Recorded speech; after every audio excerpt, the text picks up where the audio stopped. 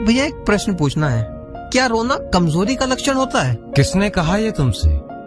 रोने का कमजोरी से क्या लेना देना? हाँ, कमजोरी का लक्षण तब कहा जा सकता है जब तुम अपने आंसुओं का इस्तेमाल ढोंग रचने के लिए करते हो, जब तुम्हें पता हो कि तुम अपने आंसू दिखाकर सामने वाले का फायदा उठा सकते हो, तब वो कमजोरी का लक्षण है। अन्यथा आंसू आंखों से जरूर निकलते हैं, लेकिन उनका सीधा संबंध हृदय से जुड़ा होता है। जब तुम भक्ति में डूबे होते हो और ईश्वर के द्वार पर खड़े हो, तब तुम्हारी जो आंखें नम होती हैं, उनका मोल सिर्फ परमात्मा ही जान सकता है। या जब तुम किसी के प्रेम में डूबे हो और वो तुमसे बिछड़ता हो तुम्हें दिखाई दे, या उसे कोई पीड़ा हो रही हो, तब तुम्हारी आंखों से जो आंसू छलकेंगे, उसे सिर्फ सच्चा प्रेमी ही महसूस कर सकता है। तुम बाहर से कितने ही कठोर या ताकतवर क्यों ना हो, लेकिन अगर तुम्हारी फैमिली पर कभी कोई आंच आ जाए, तब सबसे पहले तुम्हारा हृदय पिघलेगा और तब तुम्हारी आंखों से जो आंसू छलकेंगे, वो प्रार्थना के रूप में सीधा परमात्मा को समर्पित होंगे। आंसू तो प्रत्येक जीव को सीधा सीधा